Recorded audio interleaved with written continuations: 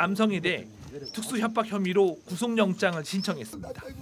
MBC 뉴스 정영민입니다.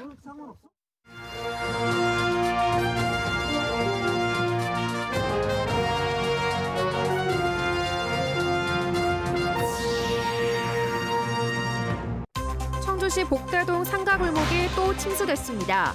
일주일에 벌써 세 번째인데 늦어지는 배수 공사가 화근이었습니다. 차 없는 도청 정책이 공직사회의 주차 갈등으로 번지고 있습니다. 간부에게 편중된 주차면 제정을 바로잡자는 요구가 터져나왔습니다. 제천국제음악영화제가 엿새간의 일정을 마치고 폐막했습니다. 영화제 무대를 도심으로 옮기면서 많은 관객이 다녀갔습니다. 시청자 여러분 안녕하십니까? 계속해서 충북 소식입니다. 지난주 두 차례나 침수됐던 청주시 복대동의 상가 골목이 40mm 비에 또 물에 잠겼습니다. 인근의 하수관로 공사가 진행되면서 배수가 제대로 되지 않은 건데요. 주민들이 뿔났습니다. 김은초 기자입니다. 채 마르지도 않은 골목이 또 물에 잠겼습니다. 무릎까지 차오른 빗물에 쓰레기 봉지가 둥둥 떠다닙니다. 일주일 사이에 물난리를 겪은 게 이번이 벌써 세 번째입니다. 이거 봐, 여기 금방 차잖아. 두 차례 물난리를 겪은 주민들은 가게 입구마다 비닐을 덮고 포대를 쌓았지만 소용없었습니다. 3차 피해를 우리 자체적으로 막아보자. 그래서 이렇게 자발적으로 이렇게 엊그저께처럼 오면 사실상 이것도 무용지물이겠죠. 어젯밤 이 지역에 내린 비의 양은 40mm 정도. 15분 동안 23mm의 장대비가 쏟아지면서 골목에 물이 순식간에 차올랐습니다. 하천과 가까운 저지대라 2017년 폭우 때도 물난리를 겪었던 곳인데 하필 하수관로 공사 때문에 일대 배수 기능도 제 역할을 못한 탓입니다. 하지만 청주시가 책정한 피해 보상 금액은 재해 구호기금으로 정해진 200만 원이 전부. 법대로라는데 상인과 주민들은 분통을 쏟아냅니다. 음식에 며칠 동안 장사 못한 거에 손님 그날 물난리 났을 때 모든 재료들이 나가고 나서 200만 원을 갖고서 그걸 갖다 뭐 보상이라고 이렇게 말씀하시는데 침수 피해를 힘들게 복구했지만 금세 반복된 물난리. 상인들은 앞으로 어떻게 장사를 다시 시작해야 하는지, 앞으로 비가 내리면 또다시 물에 잠겨야 하는지 묻고 있습니다. MBC 뉴스 김은초입니다. 세 번이나 침수된 청주 복대동은 5년 전 폭우 때도 큰 침수 피해를 입었던 곳입니다. 똑같은 피해가 없게 하겠다며 우수관로 정비 등 다양한 공사를 진행 중이었는데 5년 동안 마무리하지 못한 이 공사가 오히려 침수를 부추기게 됐습니다. 이채원 기자입니다. 지난 10일 새벽부터 세 번이나 침수된 복대동 일대 집안은 주변보다 1.5m나 낮아 물이 쏠릴 수밖에 없는 깔때기 구조입니다. 이 지점에서 하천은 범람하기 일수, 수위보다 낮은 우수관은 무용지물입니다. 5년 전 이곳을 포함해 비하동 일대가 수해로 24억 넘는 침수 피해를 본 뒤 청주시는 이듬해부터 439억 원을 쏟아부어 먼저 우수관로를 2배 이상 넓히는 공사부터 시작했습니다. 툭하면 범람하는 가경천 인근 지점을 피해 낙수차가 있는 하류 지점으로 배출구를 옮기겠다는 구상이었습니다. 그러나 이번 폭우 당시 침수 지점 주변 공사는 공정률 90%. 2019년 착공 이후 8.7km 관로 공사를 진행하는 과정에서 도시가스며 통신관로 이설에 교통통제 문제까지 이런저런 이유로 추진이 더뎌졌던 겁니다. 이런 상황에서 청주시의 대책은 양수기 2대가 전부였습니다. 갑작스러운 비에 대비해서 양수기, 5톤 양수기를 대비하고 있었습니다. 수위가 상승하면 기존 하수관이 배수 기능이 수월하지 않기 때문에 최단 기간 그 수위 상승에 대해서 대비하지 못했던 것 같고요. 반면 똑같이 상습 침수 구역이었던 비하동 일대는 앞서 주요 관로 정비 공사가 끝나 피해가 거의 없었습니다. 상인과 주민들은 이달 안에라도 또 비가 쏟아지면 속수무책으로 지켜만 보고 있어야 할 판이라며 울분을 터뜨리고 있습니다. 17년도에 저희가 큰 액수의 피해를 입고 정말 힘든 시간을 보냈는데 또 다시 전혀 나아지지 않은 똑같은 상황이 발생하고 또 피해를 입으니 그런 부분이 너무 속상합니다, 저희가. 청주시는 이제서야 이달 안으로 주요 우수관로 공사를 마무리하고 내년 6월까지는 복대지구 전체에 대한 침수 예방 사업을 마무리하겠다고 밝혔습니다. MBC 뉴스 이채연입니다. 지난 8일부터 내린 비로 충북에서는 시설 51곳과 농작물 49.7헥타르가 피해를 입은 것으로 잠정 집계됐습니다. 충청북도 재난안전대책본부가 집계한 결과 상가와 주택 36곳이 침수되고 도로 10곳, 상하수도 1곳, 하천 1곳이 유실되는 등 시설 51곳이 피해를 입었습니다. 또 농작물 49.7헥타르가 떨어지거나 쓰러져 못 쓰게 됐고 농경지 1.4헥타르가 침수 피해를 입었습니다. 지역별 강수량은 청주 강내에 417.7mm의 가장 많은 비가 내렸고 단양 309, 제천 299, 충주 292mm 등 평균 264mm의 누적 강수량을 기록했습니다. 이른바 차 없는 도청으로 촉발된 도청 공무원들의 반발이 갈수록 확산하고 있습니다. 노조가 1,600명에 달하는 전 직원을 대상으로 설문조사를 시작했는데 이참에 간부들에게 편중된 주차면 배정 문제도 바로잡자는 요구가 터져나오고 있습니다. 가뜩이나 불만이 많았던 공직사회에 신임지사가 기름을 부은 모양새입니다. 정재영 기자가 취재했습니다. 차 없는 도청 시범 운영 마지막 날, 충청북도는 전면 시행 유예를 발표하면서 이런 평가를 내놨습니다. 각계각층의 의견을 수렴한 결과 방문 민원인은 주차난 해소에 필요하다는 긍정적 평가와 민원인 설문조사를 근거로 삼았는데 정작 불편을 겪은 직원들에겐 의견을 묻지 않았습니다. 도청 공무원 노조가 외청을 포함한 전 직원을 대상으로 조사에 나선 이유입니다. 차 없는 도청에 대한 찬반을 넘어 차가 꼭 필요한 이유와 셔틀버스 이용 계획, 지사가 주장하는 의견 수렴이 실제 있었는지까지 문항에 넣었습니다.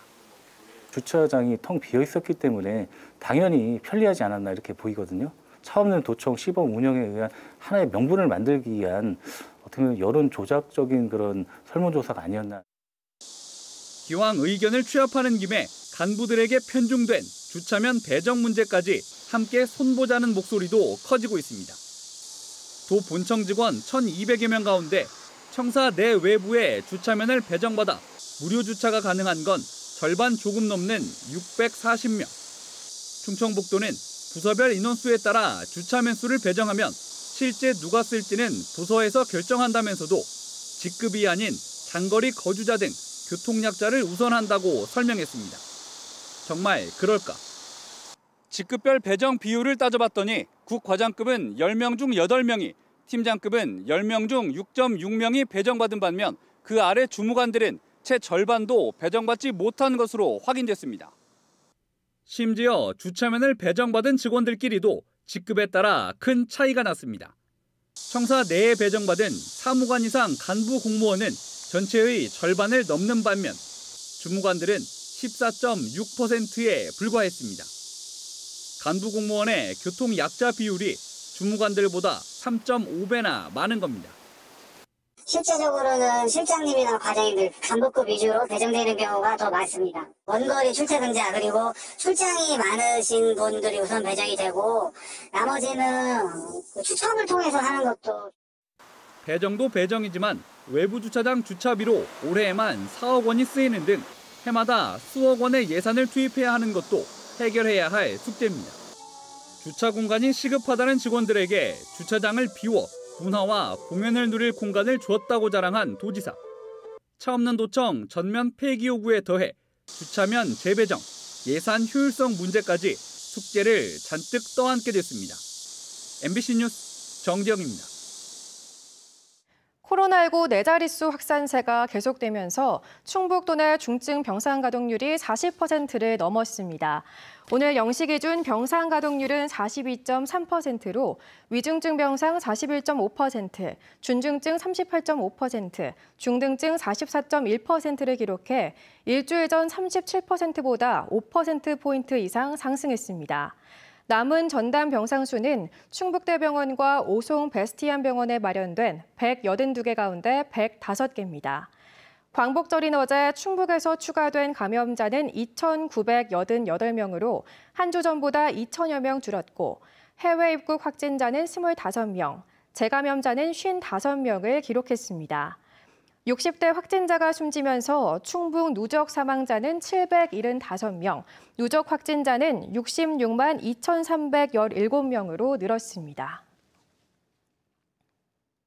충청북도가 장학금을 받는 대신 도내 지방의료원에서 2년간 의무복무할 공공간호사를 모집합니다. 지난 3월에 이은 두 번째 모집으로 인원은 청주의료원 5명, 충주의료원 8명 등 13명입니다. 지원 대상은 올해 4학년에 재학 중인 간호학과 학생으로 타 지역에 거주하더라도 충북에 전입해 2년 이상 거주하겠다는 확약서를 작성하면 가능합니다. 해마다 되풀이되는 간호인력 부족 문제를 해결하기 위한 제도로 선발되면 장학금 800만 원을 지급하며 지난 1차 모집에서는 도내외 간호학과 재학생 27명이 선발됐습니다. 제18회 제천국제음악영화제가 엿새간의 일정을 마치고 폐막했습니다. 코로나로 위축됐던 지지난해와 달리 이번에는 모든 행사가 정상적으로 치러졌고 또 무엇보다 메인 무대를 청풍호반에서 제천 도심으로 옮겼습니다. 물 만난 영화, 바람난 음악이라는 캐치프레이즈답게 올해도 어김없이 비로 인해 큰 차질이 생겼는데요.